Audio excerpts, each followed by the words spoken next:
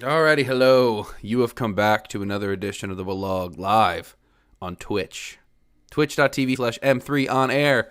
We've done it. We've ascended. We're in a new land. M3 as a brand is synchronized, okay? Full brand synchronicity. All right, all brands dream of this. I'm going to do an ultimate sin. I'm going to raise the microphone up mid-pod and risk. I'm doing it slick. I'm not causing too many issues. This is the Wlog. We're not afraid to take risks. We're never afraid to take risks here in the Wlog. Hello. You've come back. Thank you. We're talking about music today. Of the three big topics that I put out there, the next three episodes are going to be my journey through music, my own personal sort of political, personal beliefs. Again, like I just said to the Twitch people here, it's going to be a lot less preachy than you think. It's really just explanatory. I feel like we never, voting and things like that are kind of questions that are kept in quiet conversations between friends or people you share beliefs with. But I'm going to, share mine and just let it be known to the world in kind of a non-preachy way. Just like, hey, this is kind of how I roll. And I don't really judge you for believing any other way because I can't be like that anymore. It's really fucking exhausting being like that and arguing with people online and seeming like a dick when you go back and see time up comment sections of you in 2017 when shit was heavy, 18. You look like a dick. So there's that. That's going to be talked about. And then wrestling. That's going to be a big topic. But now let's talk about, because I know I just scared off some viewers. Whenever you say the P word, politics, it always scares people off. But fuck it. You got to say it. It's a real word. We're going to do music today. And I want to tell you about music, how I started, what I liked, just the technical stuff. Like everything I did in all the episodes of the podcast was very personal, like the parties and stuff. But I never talked about the music and how good it was. And I played with some amazing people. I never really played with anyone that I didn't think I belonged with. Whether that was I wasn't good enough or I was too good. And I wasn't really at my own ass with my skill level, but there was a certain level that I kind of expected because it was expected of me too. So I always was very fortunate with all the people I played with. For the most part, it was very positive, and I may not have been a positive band member for all of them. So let's just go through it. Let's talk about it. Take a sip of water here. Get myself out of fucking breath. That's what Twitch does to you, man. Twitch breaks you, makes you a broken man. I'm going to get on Crunker today and play that. If there's any of the people listening here, because you can listen to this, obviously, so if you're watching on Twitch, all the links are here. Patreon.com/M3podcast. You can listen to this free, the audio version. If you want to just listen to me in your ears while you're working out for some reason, I provide no motivation. You can do that. Or you can watch this on the YouTube. That's on the main M3 YouTube channel. All that's there. So those are the plugs. I'm kind of not feeling plugs today. This fucking light's so bright, but it works. This is the price we pay for better looking content. Okay. I get started playing bass at 14. So I feel like that's the best place to kind of tell this tale. And along the way, I kind of want to tell you influences and maybe people you haven't heard of, because I feel like I have a very wide mix. Because being a bass player early on, you develop an affinity for the people that don't get talked about as much. And it's kind of a meme and a joke, haha, the bass player. But it is. But it's the same thing as like an offensive lineman. Again, in football, I played offensive line. It's the same thing. Bass players are very much like the offensive linemen of the world. It's when you do it, you can make all the jokes you want, but it's fun as hell. Being a bass player is fun. The whole thing falls apart without you. You lead the charge in some ways. Sometimes you're either leading the charge forward or you're laying back and you're holding things together. It's everything that I want to be as a creator. So it only made sense that was the instrument that I was going to play. So I start off, here's the tattoo, my big fat flabby arms, my bass tattoo. I got that at like 18, 19. I've only been playing for like 4 years, but it was an immediate love affair. I mean, like immediate. I'm turning this fucking light a little away from my face, just a little bit. That's enough, right? I'm lit up enough. Maybe a little more. Christmas. There we go. It's a little better. That's blinding me.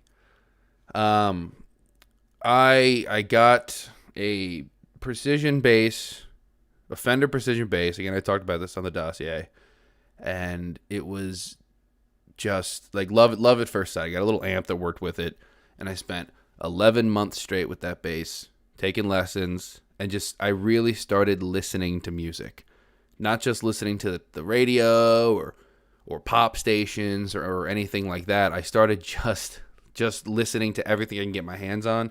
This is kind of in the days before Burp Count 1 or 5 or whatever. I haven't even had a White Claw yet, Christ. But this isn't, there's iTunes, right? Actually, I have a funny story about iTunes in a minute. But this is before like Spotify and streaming services. Like music wasn't super readily available. But you know what was?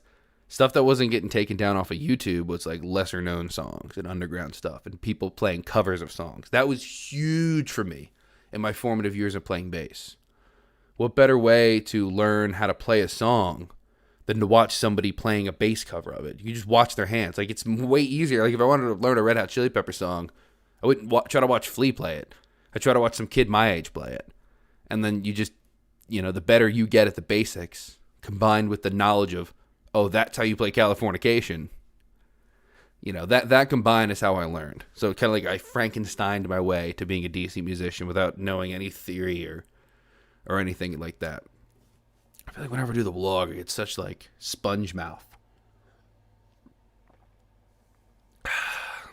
I will take long drinks on the vlog. I've been told that it's like an audio diary, so I got to start treating it like one. Like a lonely scientist at the computer of an experiment. Experiment gone wrong. No resonance cascades will happen today. If you don't get that reference, I can't help you. I really can't. I'd like to teach you. Let's move on after I take another sip. So, bass. Yeah, I just went on a little tangent about bass. I get this P bass. I love it.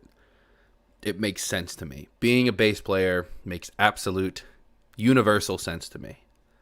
And it also matched up, and I didn't even plan it like this, because we always talk about my best friends, for a long time, and they still are, my very dear friends, Ryan and Joe Walsh, Ryan Yeager. I've played in various bands with them. They're still kind of playing around a little bit. They have been playing since for forever. Their fathers are musicians, and they obviously picked it up. They're just second generation. Their dads taught them. There was kits there. They were really good. They were playing Green Day covers all the way through when they were like in 7th and 8th grade, even maybe a little bit earlier than that. So like they were already levels above me. They were already kind of moving on to Hendrix and stuff by the time they got to me, but they never really had a bass player to hang out with. And it just so happened I picked that bass up. I had this precision bass. I was messing around with it for like a month or two. And then like my friend Ryan, he comes over, and he wasn't coming over a lot back then. Like it's like our moms are friends, and he moved away, but we still stayed in contact. We still liked each other. And I remember jamming with him for the first time. And you know what? I remember I was very self-conscious. I didn't think I was a real bass player at this point, right? I had just gotten the bass, I don't know, a couple weeks before, maybe. Yeah, about that, like a month, 2. Nah, I was a couple weeks. Like if we said a couple weeks, maybe like 6 or 8. Then I had been taking lessons, Let's just say I got the bass on Christmas, like 06. And this is like February or March of 07. So, I'm kind of learning stuff. And I jokingly was like, hey, you want to jam? Like thinking he's miles ahead of me. He'll laugh at me. Let him think I'm stupid. And he's like, yeah, sure. And then I started playing, the 12-bar blues that I learned. Just the basic dun dun dun dun dun dun dun dun dun dun dun dun. I won't do the whole thing. You get it. And he started doing a little shuffle with it. It was really good, and we were just jamming it. And I remember like how we got halfway through it, and I just like did a joke like, like yeah. And he was like, "Why'd you stop, man? We had a good jam going." And I remember always feeling bad, thinking like, "Oh, god damn it!" Like I was really doing good, and that moment right there was big. That was like, oh, you can do this. Like it makes sense, You just do it one day, and it's like, oh, you can play with people, and it's not it's not rocket science. It makes sense. The stuff that you are learning, like when you can do it with other people, it all comes together. It all makes sense. And that day was big for me. So again, I go back to lessons, and I just start hitting it again. It's nice. And again, my buddy Ryan, he goes off. He's living in another town over at this point, and we're like sophomores in high school. Now I was a freshman at this point, so kind of fast forward a little bit. For a whole year, I'm working with this precision bass. I'm doing lessons. I move into further through my freshman year of high school. Yeah, my freshman year of high school. Go into the summertime, and I'm in a band. And it's a punk rock band called Twicebound. And I had a blast. I really did have a blast playing with these guys. It was awful. We sucked. Nobody really knew how to play that well, and we were just playing these 4-chord songs, these power chords up and down. We went through a bunch of drummers. We used to kick people out by just stop telling them about practice. I wasn't even. I gotta hang now. I gotta get it off. Get off, bitch. I can't allow that to happen. I just got my cut my nails. I almost said nails done. I did get my nails done last month. I went with my wife, and I'm gonna go back. They fix your nails. It's awesome. I can't go back to life before, but I'm also not as frequent as her. Speaking of this fucking hangnail, I should go back. Anyway, Twicebound, we sucked. We even went to the studio that my guitar teacher owned, and he seemed so disappointed in me when I brought these guys. Like, he was like, "Wow, like this group sucks." And we spent money on trying to record there after practicing in the basement. I was the drummer at one point. Like, it was fun, but it was just a disorganized mess. And he spent most of the session that we had paid him to go to a professional studio and record. We're about 15 at the time. And he was like he spent most of the time trying to teach us. He treated it more like a lesson, and almost like we weren't good enough to record on his stuff. It was hilarious. And we did that. It was awful. And then we all just kind of stopped talking. I got in trouble with my grades, so I couldn't go over his house anymore. I was always getting in trouble. I was always getting in trouble for my grades, and then it just went away really quick. At a certain point, it was just pass, Alex. I was a fucking lost cause. I sucked. But we get to the end of sophomore year, and it's kind of just, it's done. Keep people get into drugs, pot. I wasn't into it at this point. But, to me, it was drugs. It was not drugs at this point. It was pot. They all kind of got into pot. I wasn't into it. So then, of course, I start hanging out with my buddies again, Joe and Ryan, because I got better at the bass. I kept taking lessons. I kept getting better. I kept working hard over a year and a half, 2 years. I had that dude James Halsey as a teacher for 2 years, who I mentioned in the Alex dossier. So go back and learn all about him. The guy whose studio I just talked about. And I leave the Twicebound thing. That's not working. So I joke, I left because I wasn't into pot, and then I go hang out with Joe and Ryan, who were super into pot, but I just loved them. They were my buddies, and they would come over my house. And around a year in, my dad got me a Music Man Stingray, and it just unlocked the keys to the world. I can remember the day that I became a bass player. I can remember the day. Man. I can remember one day. It was almost like magic. I got this Stingray, and before that, I could play songs. I could do a chord. I can jam along to a what do you call it? 12-bar blues. I could do that. I was capable. And then, but yeah, I don't know. Just even Twicebound, we're just playing chord progressions and stuff. There was no jamming. There was no creativity. I wasn't creating or anything. I couldn't improvise. But one day, it just felt like I just kind of woke up, and I went to my brother, who was taking drum lessons at the time. He used to be a pretty good drummer in his own right. He hasn't played in years. But he was 8 or 9 at the time, and I was like, dude, Drew, go play me a beat. And he just went and played this beat for me. It was really just really, really, really simple. And I remember we had this like camcorder, this like, like not camcorder, it was a digital camera, but it could record like short videos, like 2-minute long videos. And I set it up and I recorded myself. And I just played. And it worked. It just worked. I just played it. I was like, I'm playing an A. Now I'm playing in D. And it was really simple. It wasn't anything crazy. It was just like, I was just moving around. I was just playing around on the bass, improvising, making it go along to the sound of the drums. It just clicked one day. Just clicked. And I was like, well, oh my God. And then from that point on, I started jamming with Joe and Ryan more, and we became a band. We went through a bunch of funny names. We were the Rutherford Foil Experiment. We were Electric Jellyfish. We were Black Dog Alley. We were a lot of dumb shit. We were dumb kids. It was so much fun.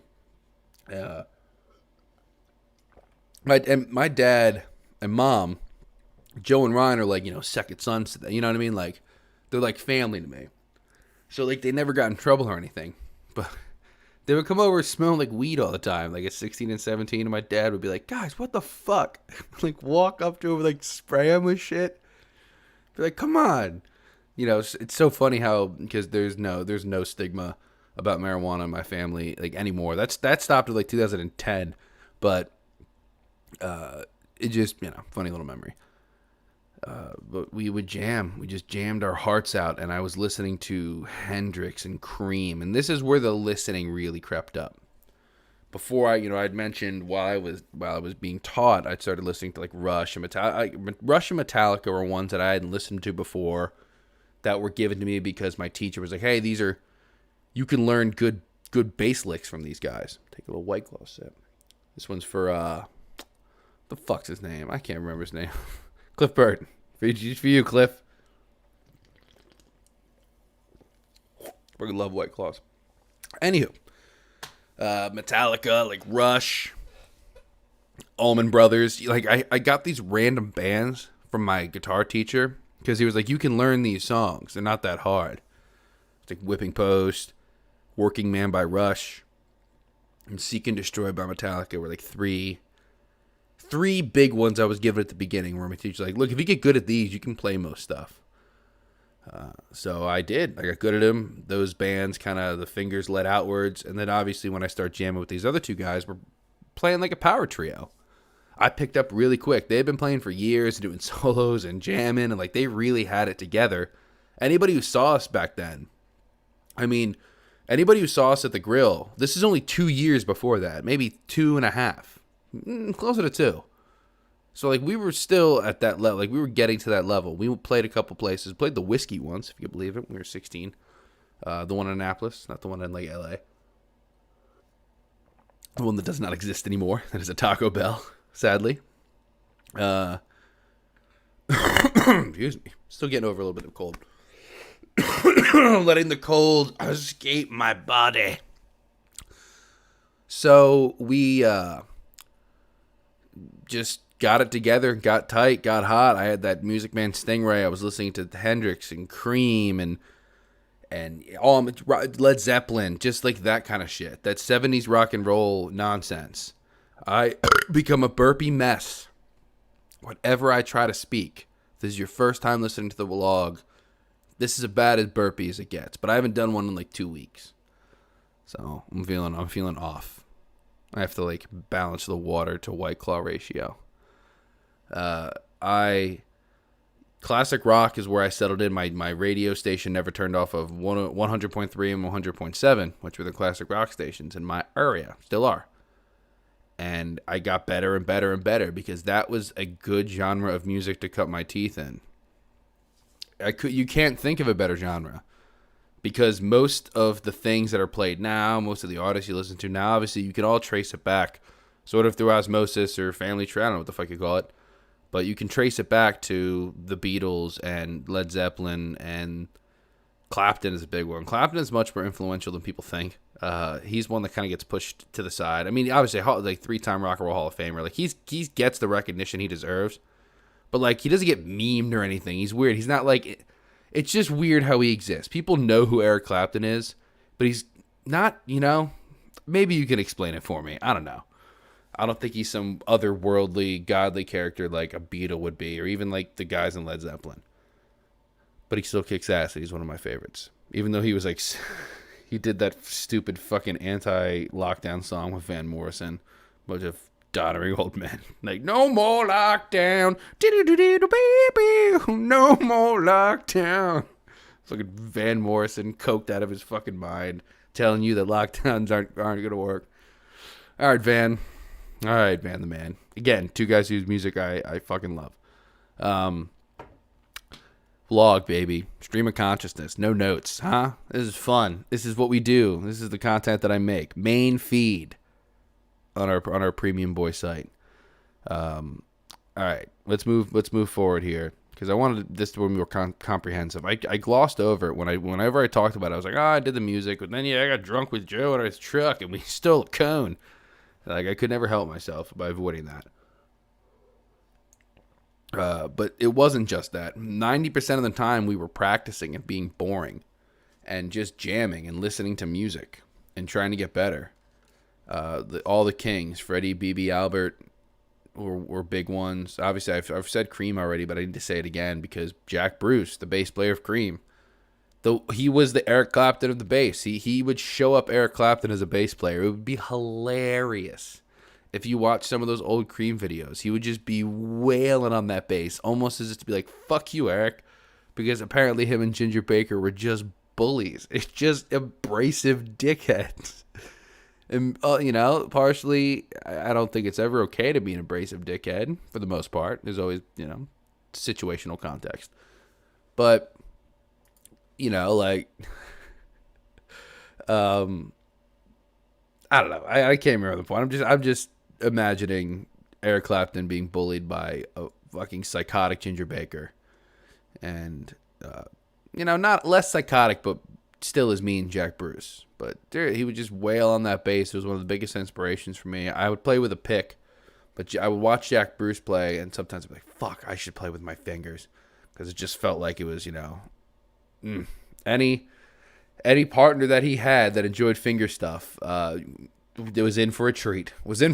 From your man Jack Bruce. But moving on from the sexual prowess of the members of Cream. We played as this trio for a long time, into the early days of the Grill. We got a fourth member to be our lead singer, because at this point, I do fancy myself a singer. I'll talk more about, singing and stuff. But I wasn't confident in it at this point. I wasn't even writing songs or showing them to people at this point.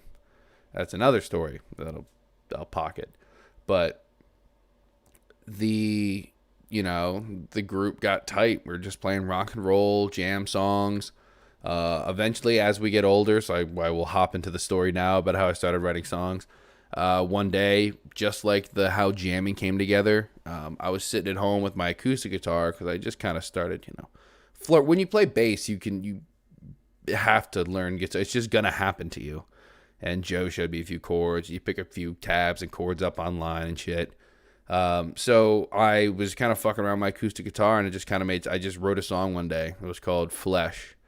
And I still kind of play it. It's not a bad song. It's just two chords. It's kind of a country, like those country songs that Zeppelin would play. Kind of like that ish, It sounded a little bit like I'm born around. It's and had never even heard that song before. I swear to God, before I'd written Flesh, and then someone's like, "Dude, that song sounds like Midnight Rider." By Allman Brothers or some shit, I don't know. But we played that. They came over my house, one day for one of their practices, and I played it kind of on the bass. I was like, hey, it kind of goes like this, these two chords, and Joe busted out a slide, and he's like, what, we're writing a song? What? And I sang it, but it wasn't good enough yet. And then we bring our singer Shelby in, and it all kind of starts working. We start writing songs. We start covering more songs, and so you need someone to do vocals, and obviously at this point I wasn't confident enough to do it.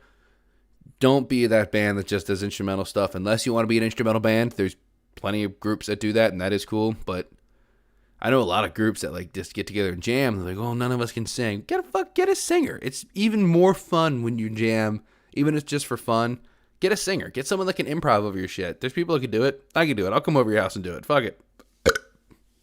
I'll do it later. That's burp count 2, by the way. I can do it. I'll do it on the Crunker streams later. I'll put on this instrumental music and just start dropping beautiful lyrics over top of it. Don't tempt me. I'll fucking do this. Welcome back to this. Is a great return to the vlog after 2 weeks, huh? I feel hot and fresh. I love this. All right, moving forward. So we're jamming. We're doing that. You can go and listen. I won't retell the story here. How that group inevitably breaks up, burns out in a violent fury at the Jerrytown Festival, Jerrytown 2. It was hilarious. Go listen. And then I moved forward and I played in a band called Night Owl. And I gloss over this one a lot, and I'm on the free feed where I'm always more reluctant to talk about things that subject matter that could be a little heavier, naming names as we reference it, but I can't avoid it at this point. Played in a band with a fella named Adam, who I don't associate with anymore for a good reason. But he's doing his own thing. Kind of seemed like he owned some of the shit that had happened, but that's as far as I want to go right now. Publicly, you come to the Patreon if you want me to open up and name names. Lay that $5 down if you're brave enough to hear the names be named. But I played music with him and Ryan. Talk about again this in the dossier. Stole Ryan, formed Night Owl, and that was more. It was punk. We always called it punk, but it really was much. It was very. Just experimental music, folk music. It wasn't even folk. We always said folk punk, but it wasn't. There was no fucking folk music. Like, there's nothing about it that was folk. But we played acoustic songs. Like, just because you have an acoustic guitar, it doesn't make it folk music. Just like it doesn't make it country music. It doesn't make it, we had some fast beat. We were very just indie rock, hard indie rock. It was just a cool group. The music is still up in some places. Bandcamp is one of the places that it's at. And we recorded a 6-song album after a lot of... It was crazy. It was a crazy time. We were a 3-piece group. The communication between all of us was so difficult because Adam was not a theory guy at all. And when I say not a theory guy, I don't know how to read music. But if you tell me, hey, we're playing an A minor, or if we're playing, it's a 8-bar blues and, C major. Okay, I know what we're doing. I know all 12 of my notes because John's right. There's only 12 notes in music. I know where they're all at. I know how to get to them, and I know how they kind of connect in a way. He had none of that, or very little. He just kind of knew what he did. He didn't even have like a sense of keeping rhythm with a drummer. We would let him show us his songs, and then go around him. We would form the song around him because he would play at these weird off tempos, but they would be the same every time. Like so let me go back on what I just said. He had rhythm, but it was his own. He had never played with anybody else. Go big, except for he was in an acoustic duo, but the OG Wise Eyes, which we're gonna talk about again really soon on the main feed. But moving forward, it was just insane. It was insane trying to take the skills that we had and it's like, all right, you have nothing. You're not. I don't know. It's our job was to keep the songs together around what he was making. Kind of contain what he was doing. And memorize what he was doing. There was no jamming. There was no improvisation. The songs we played were the songs we played every time. The things that got the most focus was vocal harmonies. And this is where I learned a lot. This is where I can't discount what I learned from him. And I can't discount his talent. Adam is a talented person. He still is a talented person. Personal feelings aside. And I learned 90% of how to be a vocalist from just singing with him and being his backup singer and harmonizing to the things that he would have me harmonize to. And he couldn't really tell me how he wanted it, but he could show me. He'd be like, do this. And he would just make me mimic him. He would write it for me. And that helped. That helped me become a better vocalist. Somebody just did it for me. They did it for me and they're like, keep doing this. And that person happened to be good at it and they knew what they wanted. And that was the best part of our music. It was just the three of us for the most part. Joe joined in like the last month before we broke up. But it was never really significant. It was the three of us for the most part. Just the three of us. Me, Ryan, Adam. And it was good. The music was incredible. For where we were all at in our lives, I was 19. 19 years old. 10 years ago. That's why, like, I feel like, should I be apprehensive talking about stuff? It's 10 fucking years ago, man. Like, I hope we would all have grown by now. And that turns out to not be the case all the time. You know, with a lot of the associates I'd had in music, but that aside, it was good music. It was good tunes. We got on a level where we knew what the band was. We knew what we were making. We learned, you know, Adam's that kind of internal rhythm that he had. It soon became Ryan's rhythm. He learned it. He learned what he was doing. And all songs started to make sense. And we had a full album's worth of songs. We definitely had about 10 songs. We even had 2 covers. So we had like a 12-song set. We were getting there. I mean, us getting a 12-song set was difficult. Those songs just were not easy to practice. It was not easy to put together. It was probably the most challenging time musically for me ever. And it did make me better. I can't discount it. I cannot discount it. It's just, you know, I'd be stupid to do that. But that ended. I got arrested. Went to jail for 1.5 grams of pot. Fuck that. Are you kidding me? Still think about that shit to this day. It still pisses me off. 1.5 grams. Fucking nose itches. Allergies. No. Talk about drugs. I'm itching my nose like a fucking cokehead. I swear it's just allergies, guys. But yeah, it was fun. And I moved on. And I landed in the laps of, I think right afterwards, I was so sick of the grind of Night Owl. Because you know what? One thing is about any content creation, this included, what I'm doing right now included, when you grind consistently to just no return. The music sounded good, but we were playing shows to nobody for the most part. There was a few really kick-ass Night Owl shows. But it was just nothing was happening. It was good music to no one. And you get frustrated, especially as a kid. You know, if you know, knowing what I know now, you know how to be a little more patient. You know, the first or second band you're with probably won't be the only one. Things happen. But it's just so frustrating. You get tired. You're burnt out. You're putting everything into yourself. Plus, you're trying to work. You're trying to get your life rolling. I'm not where I'm at now. Like, you know, I'm not sitting in some fucking ivory towers. But a stay-at-home dad for almost 4 years. Not straight, but almost cumulatively over the last 7. But a stay-at-home dad for like 4.5 of them. 4. Yeah, about 4.5 of them. No, 4. Because COVID. Yeah, you COVID up. And most of the times I work shitty jobs and stuff like that. So I'm like not rolling. But I'm just like, if you're not destitute, you know, usually by your 30s you can kind of roll something together. And my wife being the amazing fucking person she is, and us building what we've built together, you know, I'm lucky to now not be in that position. Like, but when you're there, you get burnt out so fucking quickly. There's nothing, especially when you get those little tastes of success, you know, those good shows or those 1 or 2 times where you finish a record and you're like, God, this sounds great. And then like nothing happens. Nothing will happen. It won't. It doesn't happen like you think it's going to. Burp count 3. Gotta get the fucking command on the screen here. We'll figure it out soon. So then I immediately moved into 9-finger discount, which was for fun. I was done grinding. I was done, not with like the way I am now with music, because people have noticed I kind of like retired-esque. And I still kind of consider myself retired for the most part, semi-retired. You know, I come out here and there, but I'm never going to go back to that full-time grind. It's not possible. It's not something I can do. I can't do it. Some people are built for it. I'm not. John, hopefully you're listening to this. Dude, you did that. I remember when you guys it was essentially full-time, especially Holiday Times, St. Patrick's Day Times, like Stout Sevens, Brothers McGinnis. You guys were that full-set band. There were times where you guys went hard for long periods of time. Maddie, too. Like, you all get that. And get sick of it.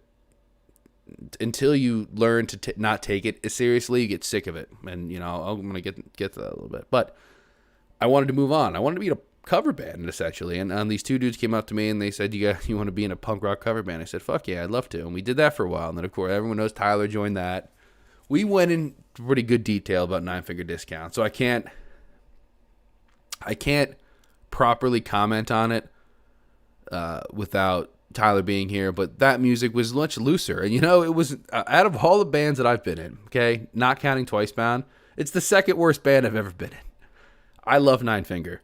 We wrote good songs. They were fun songs. We had a fun little EP that we put out.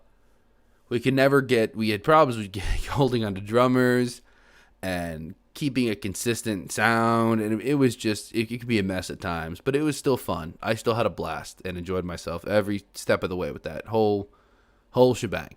So, like, me and Tyler may talk about that more, but it was just, the punk rock experience. We wanted to be a pop punk foursome. We practiced where Wise Eyes did, formally before. Like, it's funny, Wise Eyes moved out to California, and Nine Finger Discount moved in to the Cetera house. Kind of like the cheap Kmart version moved in. And we practiced. We had some good tunes. I didn't get much better as a player. I mainly just took the stuff I had learned, the chops I had as a bass player, and the chops I had as a singer now. And I was a leader. There was two leaders in that band. It was me and Tyler. We were, there was kind of two lead singers, two front men. Tyler crept out in front through hostile takeovers, but I held my own. And that was the first band. That's kind of where what I did grow, not as a player, but as a kind of being able to lead and be in a top spot in creation or in a group. Because even when I played in the trio with Joe and Ryan, and I was a singer at times, and I was even the principal songwriter at times, I was never the leader. I was never the most important. I was it wouldn't have. It could have worked without me, and it did. They've played without. They went on a band. I left the band I was in with them. I'll get to that later. More stuff I'm pushing to the front as I can go, so I can go canonically, and not take up everyone's entire day, and I can get to playing some crunker here with my fancy new stream overlays. But yeah, that happened. I don't know. Lost my train of thought. This is a long log. I need to take a nice drag of water here. Usually they've been about a half hour in length. I feel like I'm only about 70% of the way I want to get to.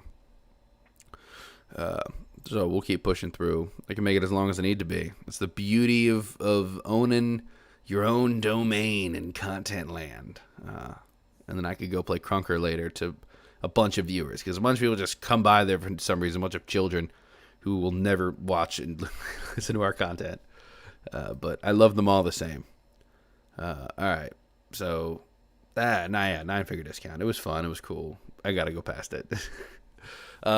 Even more around this time was, and I will always say this to this day, the most fun that I ever had playing music was with Matthew Rockville and the Empty Bottles. That was fun.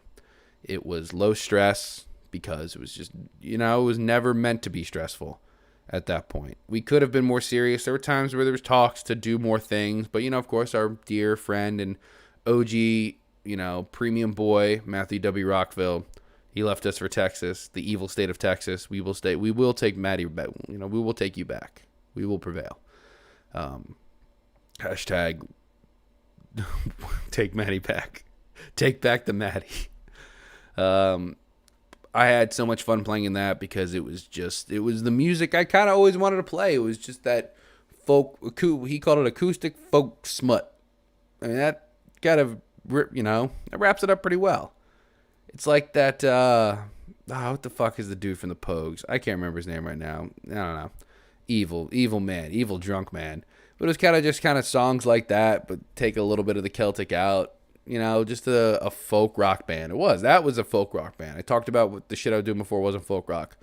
It was easy folk rock. It was fun. It was energetic shows. You could kind of sound good some nights, which we did. You could not sound so great the other nights, but we were always fun. And I never played a Matty show where there wasn't people who were into it. Matty was a guy who, even if he would only draw 5 people, he would draw 5 people that would get drunk and dance to all of his songs and make it fun. It would be great. He got that. He was good. He's someone that inspired me early on about like that cult kind of thing. Just like I have a shirt, my wife's sleep shirt now. I long grew out of it. It just, it's a shirt that says Matthew W. Rockville rocks my world. That was his first T-shirt. He sold 8x10s of him half naked, laying out on a couch. Like, you can just do the bit. You don't have to laugh like, oh, wouldn't it be funny if we sold 8x10s? He did it. Wouldn't it be funny if we just had a shirt that says I rock my world? He did it. So, I'm the mayor. I did it. So, Maddie, you see you're an inspiration. But we did that, and we're gonna still do stuff. The Empty Bottles have never broken up. We have always been a band. We've continued to be a band. The Matthew W. Rockville and the Empty Bottles continue to play to this day. It's been a long break, not even a hiatus. A hiatus infers that there could be something nefarious happening. No, there has been nothing of that nature. We stand. And from that, I took a break for a little bit. Then I was working terrible jobs. Again, all this comes up in the Alex dossier. Was still jamming to myself. Was writing songs. I think I mentioned this week to be more technical, but I'm not technical. This is what technical is to me. Feelings. Everything is feelings. Music is all feelings to me. I learned how to do these basic skills that kind of can hang with people who are advanced at the craft, and I can hide, and no one knows my secrets, that I'm really not that good. But that's what it's like. I know how to do the basics, and then I put some feeling into it, and whatever comes out comes out. So that's what technical means to me. If you were expecting notes and songwriters, I'm sorry. I'll never be able to deliver such things. But Empty Bottles stopped. I started working more. Again, not stopped. We just, weren't doing stuff. But I think around 2015, me, Joe, Ryan kind of linked back up again. Things started happening. I think I had my son at this point. So I was a dad. So, like, they were all interested in seeing the kid. And it was nice. We started hanging out again. And I kind of reformed what was the me, Joe, and Ryan band with a dude named Ben, who still plays, super talented. And we went through a couple names, but we ended up settling on Little Heavies. And it was rock and roll again, except with the extra guitar player. It was like when Shelby was in the band, but, I didn't sing. Ben was the main lead singer. And I think we talk a little bit about that in the Alex dossier, but he was the rightful. It should have been him. Always should have been him. He was the most talented out of all of us in terms of singing.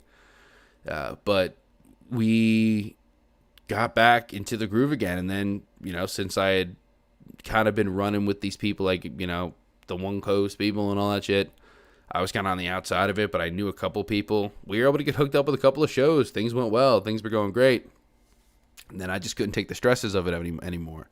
But that time, as brief as it was, it set me up for me good enough to play in Wise Eyes, and being a fitting fill-in for the, two people who were in front of me who were really good. I didn't feel like I was up to snuff to them. I was but like getting back with Joe and Ryan for that year or so before. Again, I wasn't planning on going into Wise Eyes. It just happened to work out like this. I kind of just had time to chop wood again. That's what we did. Just play like the basics, the stuff that made you improvise and run around on the bass. And we played a lot of cool shows, but that kind of burnt out. Again, another example of like we couldn't get on the same page. Mainly like I couldn't get on the same page as them. I'm not going to give shit on them. I probably did more harm to them than they could have ever done to me. They didn't do any. So they didn't do any to me. So I did 100% more harm to them, I think. I think I drugged them down because I just had a different vision for what I wanted, which is not the vision I want now. I'm a finicky person. I was much more then. But I, left them. I'm like, all right, well, I'm done with music. And then like 2 months later, Wise Eyes hits me up. I start playing with them. And the playing there was so much more. Like that's where it felt like everything had led up to this. Because I had never seen them. I had only seen them from a distance. I didn't really know their process. I was very critical of their process as a person who just watched it. I sip my White Claw. Now I'll get into the real shit. Because this is about as technical as I can get. Because Sean, lead singer, leader entire leader of Wise Eyes, and I had a very similar way of composing and writing and communicating our musical wants, like how we wanted something to go through rhythm and feeling and memorization, things like that.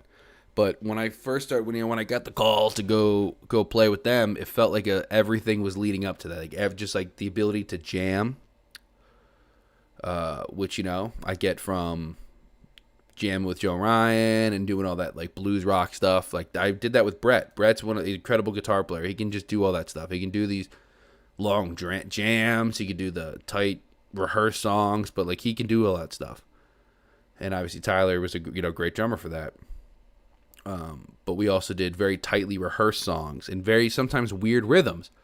And that's what I got that from Adam, and Adam and Sean had played together again. That all kind of synced up. And background vocals, singing with Maddie, singing with Adam, singing everywhere that I use the backup vocals. And then the fast style of Nine Finger Discount whenever we did fast punk songs. It all just kind of came together in this big puzzle piece. I fucking killed that. I sound like Ricky right now. Gee. Stream of consciousness podcasts are stupid. Why are you listening to this? My podcast is dumb. Go listen to some fun M3 bits where we call people. Don't listen to my innermost thoughts. Broadcast live on the internet for people. Who the fuck wants that? Moving on. I'm gonna order some food. But it all just came together and it worked. It made sense. And I played with Wise Eyes for a bit. Three long years, hard years. It was good. We we recorded the Empath album, and I was so early in the band. Like we did it over like what? It was like 8 months or something like that. Because it was like a song or two every time. There's only 10 songs on that record, and we came back. It might have been like 10 months. It was a while, and we did each month we'd come back. We had played shows in between. Like from the first song we recorded to the last, who I was, it changed. Like if I got to record the whole album as the bass player that I was on the last song we recorded, it would have been a lot better. I would have brought more to the table. But I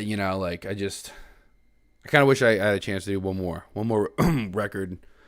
Excuse me, at the tightness of tour. I wish we could have came off tour and gone into the studio and recorded something, because we would have recorded something awesome, really awesome. And that is where I became everything clicked on the live side too, making it all work on a consistent basis. That's when I played every weekend for the first time. I had never played at a consistent schedule. Your voice, your body, your shoulder fucking hurts from having a bass slung around it. But if you get used to it, you're also, I was just grossly out of shape. Singing takes your breath away and it hurts your throat, just like right now talking does. That's why, like when I don't broadcast for long periods of time, my voice will get wore out on a stream. You need repetition is so important. Again, like your mid-season form is something you'll hear, sportscasters talk about. I had my first experience of being in mid-season form, whatever that means to you, in Wise Eyes. At touring, I was in a groove because all I was doing was playing music, and that's just, it unlocks another level of playing that I haven't been able to get back to. See videos of myself on tour, and in addition to being much thinner, I'm also it doesn't even look like me. I'm like, how can I play like that? I can't imagine picking it up and playing like that right now, and I don't think I will again unless I can get that sort of repetition again and have music be the only thing in my mind. I feel like that's it. I feel like that's all I would be able to do. And the last thing, I don't want to make it a footnote, but I should openly say it. I played in Blank Point Method for a little bit, had a great time, and I completely fucked those guys over on the night of Frozen Harbor. Had a mental health collapse, an issue with my mental health. Wasn't able to make the show. I was able to apologize, kind of mend some bridges there. Especially with this leader of that band, Fresh, who's a good, very, very, very talented singer, rapper, the piano thing, melodica player, harmonica. Just, I had a good time in that band. It could have been a lot better if I wasn't going through so many issues at the time. But that was real, and then that was it. It was over. It was the last new band I played with. I did a couple of one-off shows, but like my full-time journey through into the sun stopped around 2018, 17, 18. And that was it. And I fell back into this shit that you're looking at here, and it's a lot more manageable, and I'm having fun here. I love doing this, and I'm going to stream more today. I really am. I'm going to take a little break here, and we're going to come back and game. All right? This has been the longest vlog I've done in a while, and I fucking rambled. Ramble on. Oh, God. Ugh. It's like five or six burps. All right. I'm gonna go. I'm gonna go on the I'm on the Twitch here. We're gonna take it, like I said, a break. I'm gonna end the whole thing. We're gonna restart with a fresh crunky stream, maybe crunker, maybe something else. I don't know. But for the audio people who are listening at patreon.com/M3podcast, I thank you very much. Join us over here, twitch.tv/M3OnAir. It's great. It's great. It's so great. There's going to be so many cool things coming down the pipe here. On air. Live. M3 live. On air for all of you to see. We're excited for you to be here. All right. That's it, audio people.